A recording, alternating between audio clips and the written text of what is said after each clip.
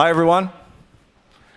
Great to be here. I heard there were 1,000 of you. I'm not sure if you are. But it's fantastic to be here. It's really a super cool experience to see this whole gamification stuff going on.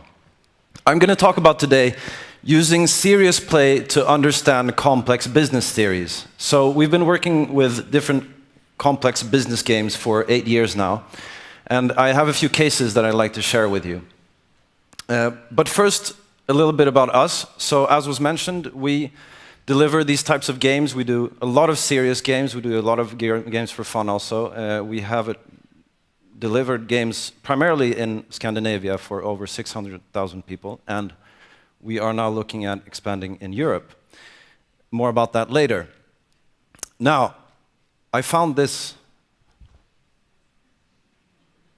on Facebook the other day, and it made me laugh. And why I feel that this is perfect communication. And I'm going to come back to this and explain why I've showed this, but you'll understand soon. Who is this on the picture? Anyone? Homer Simpson, well done. Where does Homer Simpson work? Power plant, very well done. What is Homer Simpson's boss called? Who said Burns? All right, there you go. Oh, I missed you. All right. Mr. Burns. Now, why am I talking about Homer Simpson and Mr. Burns? Well, in Mr. Burns' power plant, Mr. Burns has a number of strategic priorities. Often there are 5 of them. And he wants to reach these strategic priorities in order to be evil and earn money. Now, do you think Homer knows about these strategic priorities? Probably not, no. Communication there doesn't work. Homer doesn't care very much. However, this topic of understanding strategic priorities, that the top bosses know them, and other bosses and people lower down in the organization maybe don't, MIT Sloan, that's MIT, Massachusetts Institute of Technology, their business unit Sloan wanted to check whether or not people lower down in the organization understood strategic priorities or not. So, they went ahead and did this huge study with 850 American corporations, 2,500 mid-managers, so not the people in the way bottom and not the people in the way top, but the big chunk in the middle. And they wanted to check how many of these managers know of the top strategic priorities. And of course, the people on the top have been communicating this through emails. Sorry, could I have the clock, please? Great. So they have been communicating these strategic priorities through emails and town hall meetings and so forth. My question to you is, and I have the second Twix here, how many in percent of these 2,000 or 8,000, what was it now? 2,500 managers, how many percent of those knew 0? Not a single one could name them. 8.7, that's not right. Anyone else? 14, 16. 13, up, 14, up, 16, further up, 30, further, come on. 80, no, lower. Okay, I'm keeping this. It's 45. It's 45%. And back to this. This is great communication because I know so much about avocado. When I buy avocado, I go in and I feel it, I play around with it, I check every single one, and then I eat it afterwards, and it's good or it's bad. And you know what I mean? You have this relationship with avocado because that's an experience, right? And good communication is an experience. This was written by Wired magazine when they looked at something called active learning. And to describe active learning, they wrote this. Take 20 seconds to read it.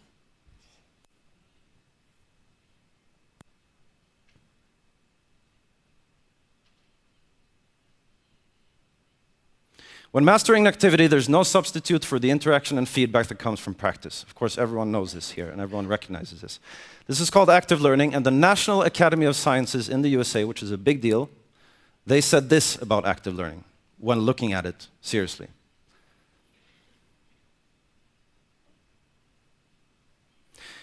They saw that failure rates among students plummeted by 30% when you have an active approach to learning instead of what I'm doing now.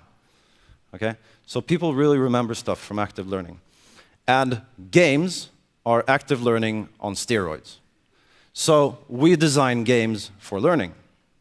Okay, I'm going to give you 2 cases, and then I'm going to give you 6 tips on how to use this yourself so you don't have to, get a professional to do it for you.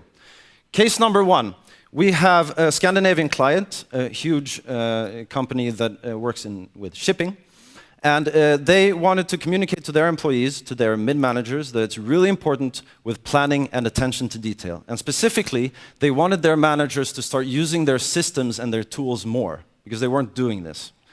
They said that if they start using systems and tools more, we will have much better planning and attention to detail, and we will, of course, earn much more money, and things will work much more smoothly. So they came with this challenge to us. And we sat down and we looked at how to solve this. And we used something that we call the spider or the spider web methodology for building a game. It's a pretty simple but very powerful way of building a game. You take an end goal, what you're supposed to achieve, of course, in any game. You put it in the middle, and then around it, like a spider web, there are different ways to get to this end goal. And everybody knows about these ways, but things happen, and you have to find information and kind of work your way to find which of these ways is the best to reach the end goal. Now, this is a little bit theoretical. Here's what it looked like. We said, okay, we did a big map of the world. We said the end goal is a spinning factory in Curitiba, Brazil, and you are playing a bunch of consultants that are supposed to help a company to buy cotton in one of 8 different markets and take that to the spinning factory in Curitiba before a certain deadline and under a certain cost. So the brief is pretty simple, okay? What's very complicated, however, is the total information overload that we put in this, which is very similar to what the shipping company has. You have boat freight timetables, tons of them. You have different disinformation that comes in, this guy that starts asking about the warehouse problems that is not really important. Route for table air cargo. You have timetables for the manufacturing production in Curitiba, or you can only choose certain ones of them. You have cotton purchasing facilities, you have world cotton prices, and this is total information overload. And so the groups start working on this. Typically we work in conferences, but also we do this in offices. And they are given a computer tablet and all this information, and they're supposed to find the best way there. It's quite mathematical. We use tabs, so we call this game Deadline, and here you see it comes in disinformation, special mission. Your purchasing manager, Jim, is on site in Brazil. He needs you to help with a short task, and the whole point is you're not supposed to help Jim because there's too much to think of, right? And they play this game, and all this disinformation comes in, and there's like these breaking news, trade wars, so they shut down this place, and one boat sinks, and an airplane cargo terminal breaks down, and so tons of stuff happens. And it's a lot of fun. And it really highlights how important it is to plan and have attention to detail. What this client could do afterwards was that after this experience, which took 1 to 2 hours approximately, they could refer to this game all the time. If you use the systems, this won't work. If you use the system, it will work. And take help of all these tools. So it really helped them understand better. And this game specifically, we have sold to, I think, more than 100 and 150 times after that for similar challenges in companies. That's case number 1. Case number 2, telecoms IT, very big company that came to us to talk about something called value-based pricing. And this is a big challenge within sales, specifically in complex sales, where you have salespeople that are selling to customers complex products, but are not really looking at things from the customer's perspective. It's a big challenge, specifically when you have people that are really good at sales, that are in top management, putting themselves into their customers' shoes and understanding their business, but the people under them are just holding their presentations and not really looking at things out of the correct perspective. You have the typical salesperson that comes back to the office and says, we have to give them a better price because they're telling me I need a better price, and they're not looking at it out of the correct perspective. So they came to us and they asked, can you build a game that helps our managers and our senior salespeople to put themselves into the shoes of our clients, to really understand how they think? And in telecoms, we looked at a methodology that's inspired by Monopoly, where we kind of have a risk versus reward thing. And everybody can relate to this because everybody's played Monopoly. You buy stuff, you have your cash, you take a high risk sometimes maybe, but if you buy too much, you're out of the game. So that's kind of the risk-reward way of looking at things. And of course, this is the same for their clients. Business is like this. You take risks and you get rewards. So we took a kind of monopoly framework and then we applied it to telecoms. And this is a typical setup. You have top left corner, you have the bank, that's where all the money is. Bottom corner, you have your cash, that's what you've earned. Top right corner are the vendors. They're the different IT and telecom companies that sell you. You are the client, so they're selling you what's called capacity. So they're building stuff for you. And then you have what's called your capacity units, which is how well your infrastructure works, how well you can deliver IT. And of course, if you choose a low-quality vendor, might be cheap, but that low-quality vendor might give you poor capacity units. Okay, so they're cheap, but so maybe you save money, but then you get poor capacity units, and that has consequences.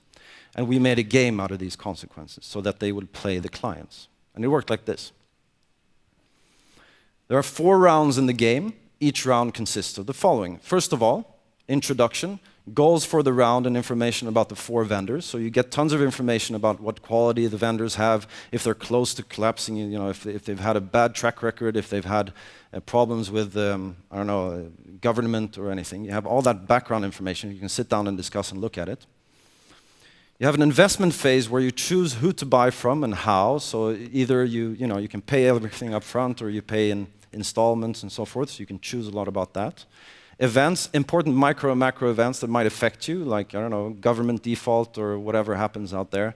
Things like changing to 4G in the mobile industry, so that has effects. Financial results, information on results and collection of profits, and you should maximize cash over time. And then a market summary, which is reflections on the past and future trends. And all this kind of is the reality of their clients in a usual framework. But you are supposed to not play the client, so you're supposed to understand this, and thereby you put yourself in the client's shoes. We use our tabs here all the time. That makes, it changes things and it helps them input their answers, and we can track what people are answering so that top management sees that people have understood things or not.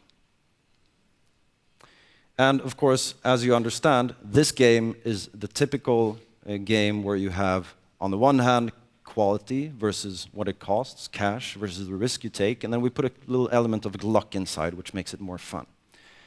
So that was, they learned a lot from this, and they have been looking at rolling it out so that people in other organizations can learn the same thing. Part 3.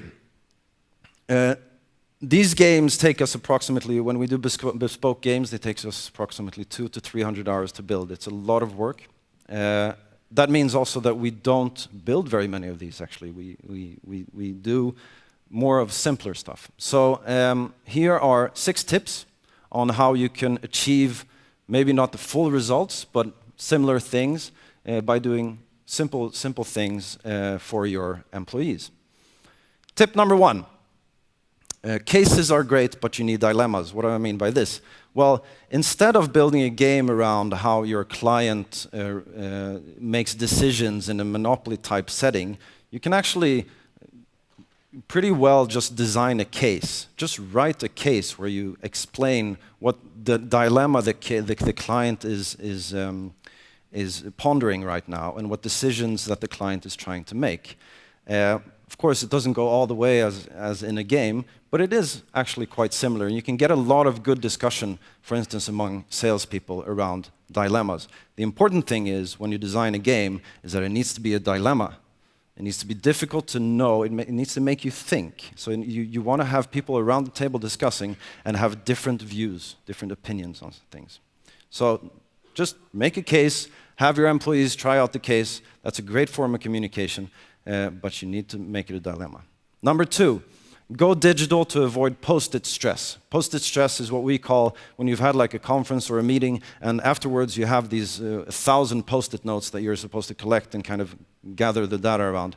Just to avoid that, use digital tools such as, for instance, email or maybe Twitter. We have this that we call ViewPipe, which is a closed Twitter application.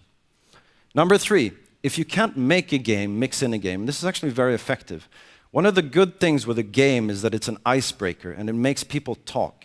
And so, for instance, what you see here is a game board that we use where when people are on the black boxes, they discuss cases, but when they're on the gray ones, they just play a normal trivia game that just makes them have fun and do some high fives and just talk and laugh. And it's great to just mix it up. If you can't mix it in, just mix it up.